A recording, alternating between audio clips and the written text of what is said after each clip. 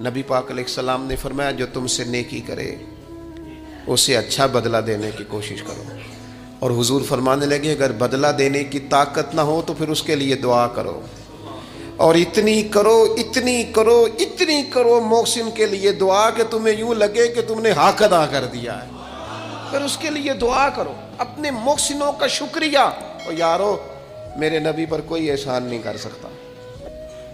लेकिन मेरे रसूल पाक सल्लल्लाहु अलैहि वसल्लम से जिसने थोड़ी सी भी मोहब्बत की ना, मदीने वाले लेने गए मेरे नबी पाक को हिजरत से पहले, तो हुजूर के चचा हज़रत अब्बास रदी अल्लाह ताला अन्हु हालांकि अभी कलमा नहीं पढ़ते थे, वो कहने लगे वो मदीने से लेने आने वालों, नबी पाक यहाँ बड़े मुअज़्ज़ज़ हैं, इनका बड़ा एजाज़ है, अगर तुम महबूब की हिफाजत कर सकते हो तो फिर लेके जाना। तो अहले मदीना ने कहा कि आप एक दफ़ा भेज